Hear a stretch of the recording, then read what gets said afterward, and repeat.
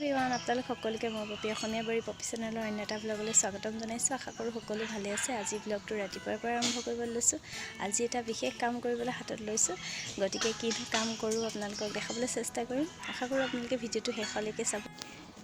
এয়া দেখিছে আমাৰ ঘৰলৈ আহিছে কেইগৰাকীমান আলহী আৰু তেখেতলোকে মোৰ লগতে মোৰ যিহেতু মই কেক বনাওঁ, কেকবিলাক মোৰ দেখি থাকে আৰু তেখেতলোকেও খুব শিকিবলৈ ইচ্ছা কৰিলে, গতিকে মই ঘৰলৈকে মাতি দিলোঁ আৰু ঘৰতে এনেদৰে প্ৰশিক্ষণ হিচাপে দিবলৈ চেষ্টা কৰিছোঁ। তেখেতলোকে কিমানখিনি শিকিব পাৰিছে মই নাজানো, কিন্তু মই যেনেকৈ বনাওঁ তেনেকৈয়ে তেখেতলোকক শিকাইছোঁ।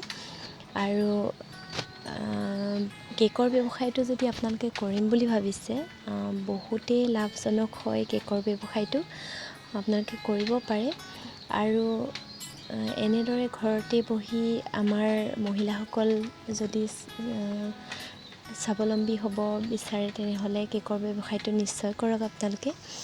আৰু আজি মই বিশেষ ভিডিঅ' কৰা নাই, কাৰণ মই শিকাই থাকোঁতে সেইফালে যিহেতু মন কৰি থাকিবলগীয়া হৈছে, সেইটো কাৰণে ভিডিঅ' কৰিবলৈ সময় নোপোৱা নিচিনা হৈ গৈছে।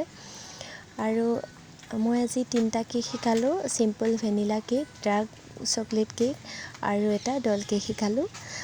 আৰু আহক এখেতলোকৰ মুখেৰে শুনক কেনেকুৱা পালে। কেনেকুৱা এক্সপিৰিয়েঞ্চ? বহুত ভাল লাগিলে। পাৰিম নিচিনা লাগিছেনে? লাগিছে। আজিলৈ ভিডিঅ'টো ইমানতে সামৰণি মাৰিছোঁ। আশা কৰোঁ আপোনালোকে ভিডিঅ'টো চাই ভাল পালে। ভিডিঅ'টো শেষলৈকে চোৱাৰ বাবে অশেষ ধন্যবাদ। নতুন এটা ভিডিঅ'লৈ আকৌ আহি আছোঁ। ধন্যবাদ।